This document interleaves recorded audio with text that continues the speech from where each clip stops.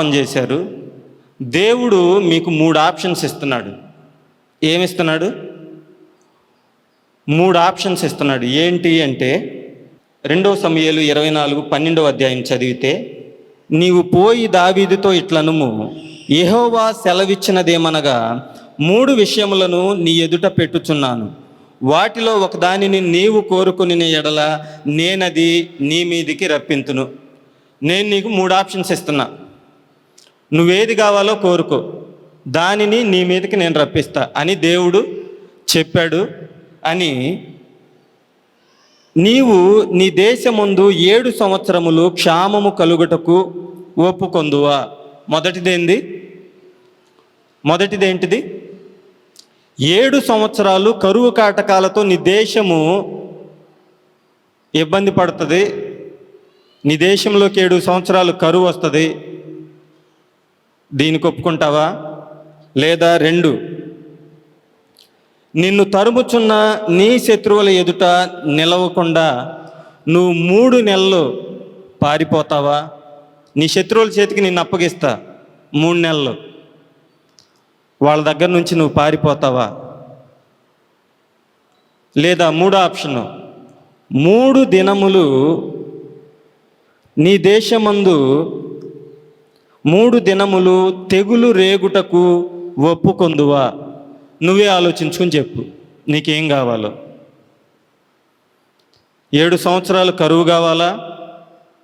3 నెలల శత్రువుల చేత నువ్వు నీ ప్రాణాలు అరిచేతిలో పెట్టుకుని వాళ్ళ చేతులను తప్పించుకుని పారిపోతావా? లేదా 3 దినములు దేవుని యొక్క తెగులుకి నువ్వు ఒప్పుకుంటావా? దావీదు బాగా ఆలోచించాడు. కరువు అంటే దేనివల్ల వస్తుంది? కరువు ఎలా వస్తుంది మనకి? పంటలు పండకపోతే, చెట్లు నీళ్లు లేక, ఇవన్నీ చెట్లు అన్నీ ఎండిపోతే, ఎక్కడ పంట లేక కరువు వస్తుంది. వీటన్నింటికి ఎవరు చేశారు? ఈ చెట్లని వీటన్నింటిని ఎవరు చేశారు? దేవుడే కదా. అంటే మొదటిది, దేవుని సృష్టికి నిన్ను నువ్వు అప్పచెప్పుకుంటావా? ఎవరికి అప్పచెప్పుకుంటావు? దేవుని సృష్టికి. దేవుడు చేసిన ఈ సృష్టికి 7 సంవత్సరాలు నువ్వు అప్పచెప్పుకుంటావా? లేదా దేవుడు చేసిన ఆ మనుషులకి నిన్ను నువ్వు 3 నెలలు అప్పగించుకుంటావా? లేదా నిన్ను, సర్వ సృష్టిని, మనుషులని అందరినీ సృజించిన దేవుని చేతికి 3 దినములు నువ్వు అప్పచెప్పుకుంటావా? ఇక్కడ 3 పాయింట్లు తగులుతున్నాయి మనకి. 1, సృష్టిలోకి వెళ్తావా? 2, మనుషుల దగ్గరికి వెళ్తావా? 3, దేవుని దగ్గరికి వస్తావా? ఈరోజు దేవుడు మనలో ప్రశ్న అడుగుతున్నాడు. మనం కూడా అనేక మార్లు దేవుని చేత రక్షణ పొంది, దేవుడిచ్చిన రక్షణను అనుభవిస్తూ, ఆయన చేసిన ఉపకారాలు మన జీవితంలో, ఆయన చేసిన మేలులు అన్నీ అనుభవిస్తూ అనేక మార్లు మనం కూడా ఏం చేస్తాం?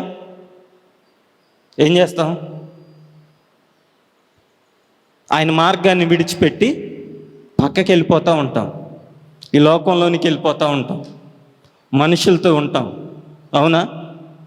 సర్వసృష్టికర్త అయిన దేవుణ్ణి విడిచిపెడతాం చాలాసార్లు. కొన్నిసార్లు శోధనలు వచ్చినప్పుడు కృంగిపోయి బయటికి వెళ్ళేవాళ్ళు ఉంటారు.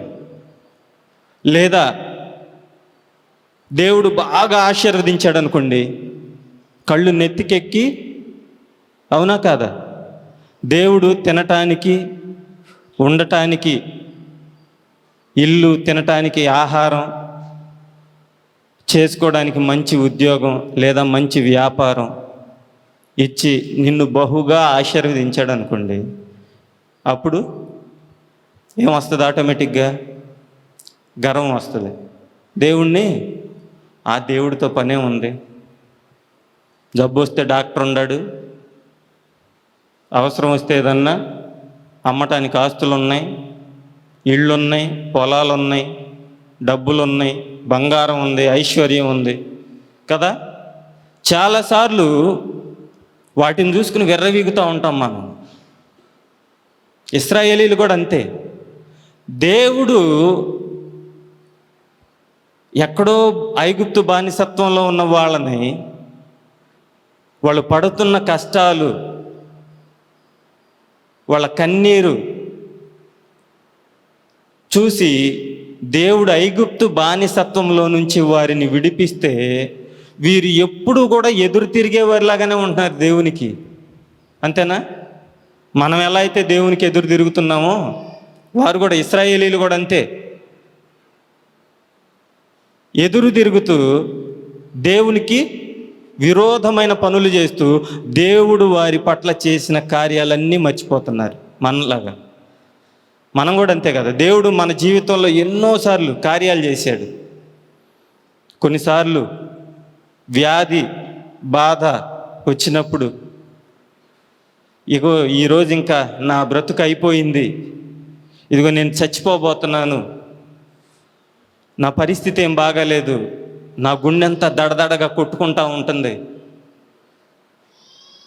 నా ప్రాణం పోతున్నట్టు అనిపిస్తుంది, లేదా ఆర్థిక సంబంధమైన సమస్యలతో అప్పుల్లో కూరుకుపోయి ఏ దిక్కు లేనప్పుడు ఎవరి వైపు చూడాలో, స్నేహితుల దగ్గరికి వెళ్తే స్నేహితులు ముఖం చాటేస్తుంటే, అయిన వారి దగ్గరికి వెళ్తుంటే అయిన వాళ్ళు పట్టించుకోకపోతుంటే, ఎన్నోసార్లు నిజంగా ఎప్పుడు గుర్తొస్తాడు తెలుసా? మనం అన్ని ప్రయత్నాలు చేసి ఇంకా చేయటానికి ఏ ప్రయత్నం లేకపోతే, సపోజ్ మనకి బాగా కావాల్సిన వాళ్ళు, లేదా మన ఇంట్లో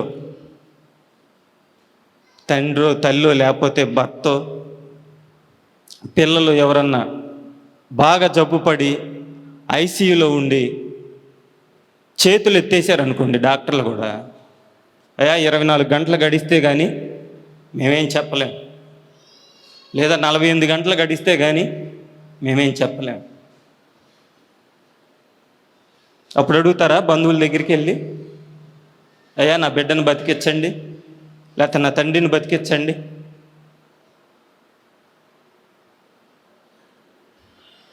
లేదా స్నేహితుల దగ్గరికి వెళ్ళి అడుగుతారా? అప్పుడు ఎవరు గుర్తొస్తారు? అప్పుడు గుర్తొస్తారు దేవుడు. ఎందుకో తెలుసా?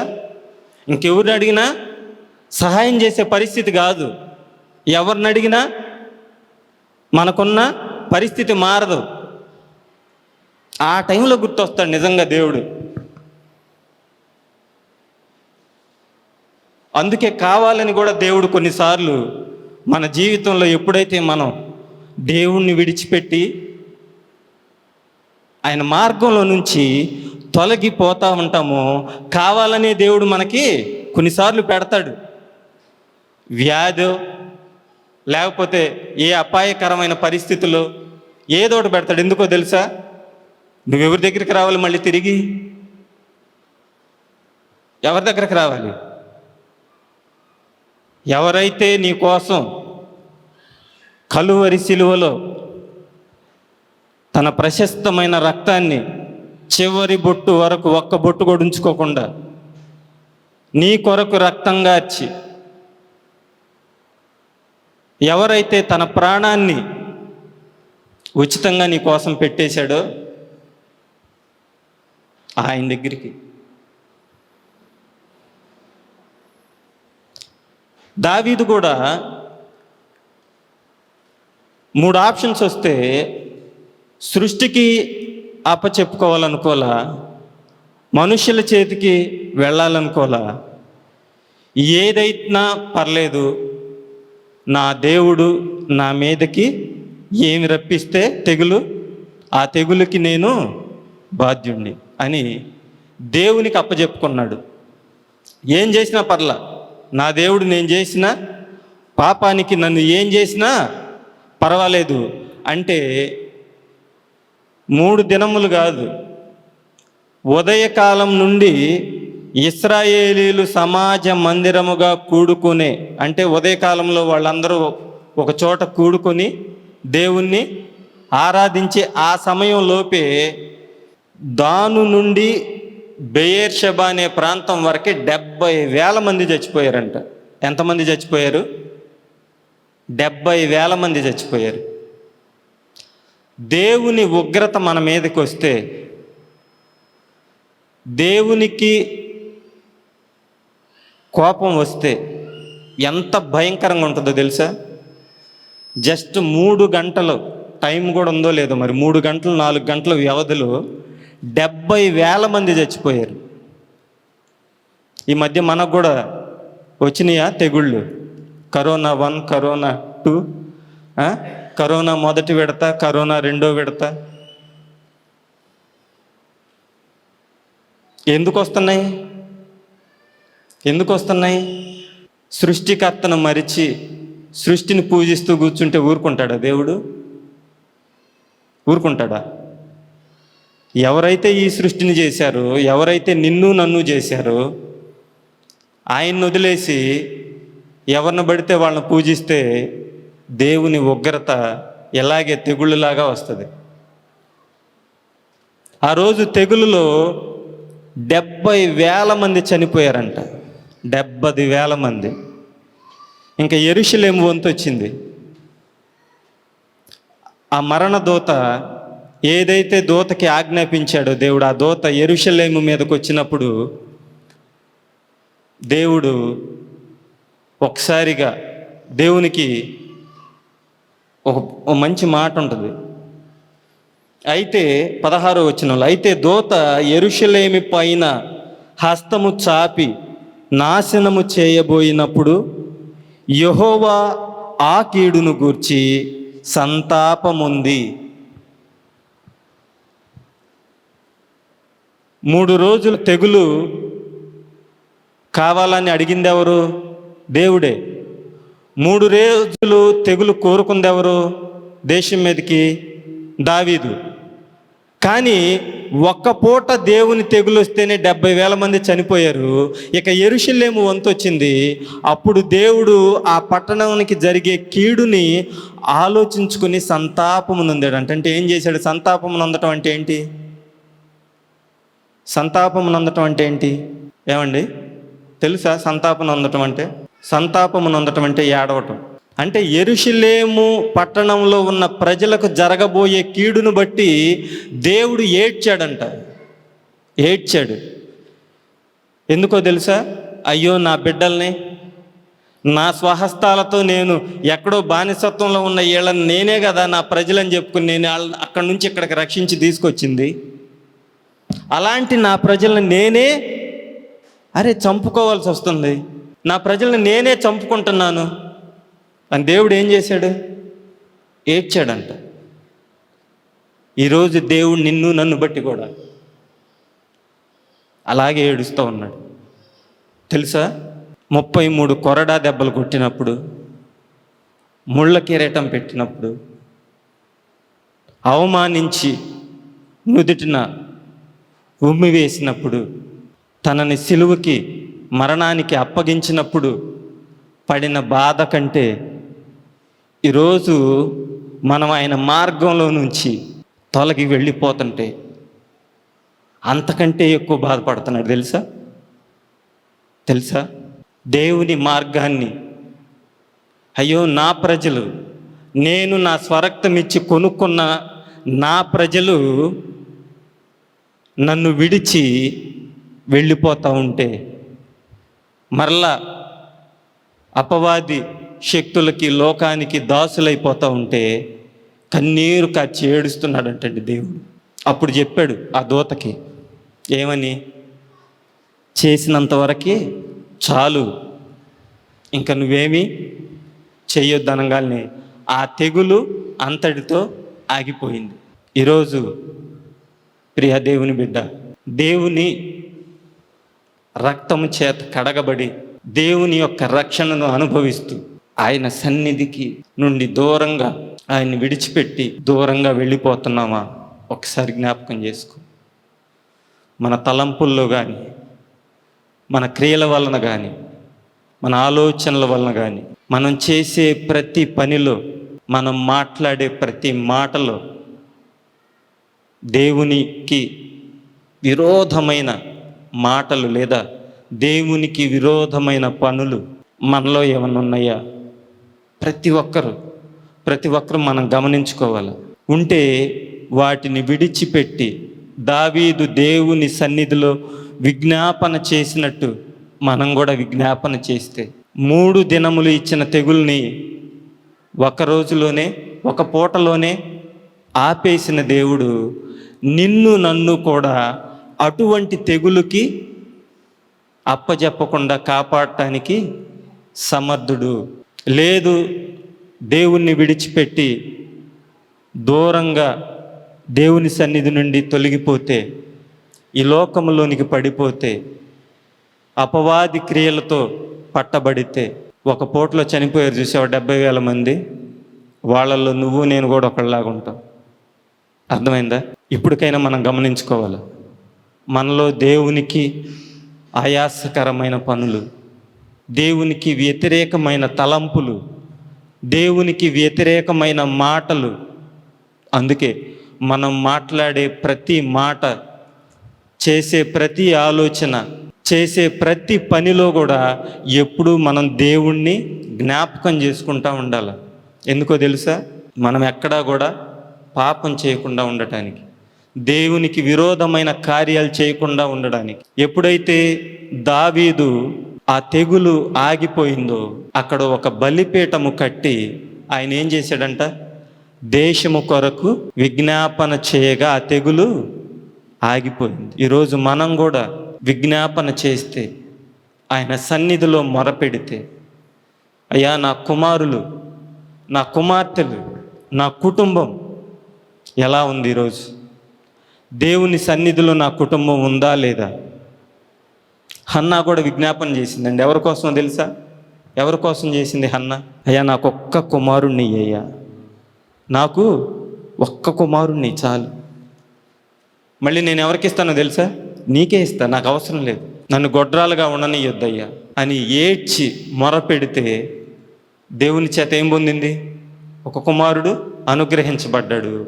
తిరిగి 1 సంవత్సరం అయ్యి సమూయేలు పాలు విడిచిపెట్టిన వెంటనే మళ్ళీ ఎక్కడ తీసుకెళ్ళి అప్పచెప్పింది? దేవుని సన్నిధిలో విడిచిపెట్టింది. నిజంగా ఈరోజు మనం విజ్ఞాపన ఎవరి కోసం చేస్తున్నాం?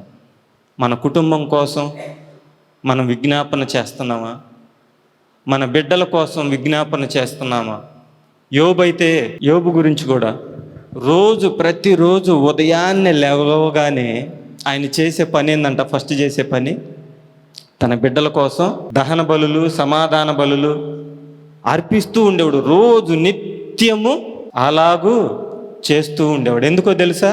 తన బిడ్డలు ఒకవేళ వారి తలంపుల్లోనో వారి మాటల ద్వారా దేవుణ్ణి ఎక్కడైనా దూషించారేమో, దేవునికి వ్యతిరేకంగా ఏమైనా పాపం చేశారేమో అని వారి కోసం నిరంతరము ప్రతిరోజు ఉదయాన్నే లెగవగానే దహన బలులు, సమాధాన బలులు అర్పించేవాడంట. మనం కూడా ఈరోజు ప్రియ దేవుని బిడ్డ, మనం కూడా అటు రీతిగా ఉదయాన్నే లెగవగానే మన కుటుంబం కోసం, మన బిడ్డల కోసం, మన బంధుమిత్రుల కోసం, ఇరుగు పొరుగు వారి కోసం, దావీదు, నెహెమ్యా వీరందరైతే వారి దేశం కోసం చేశారు విజ్ఞాపన.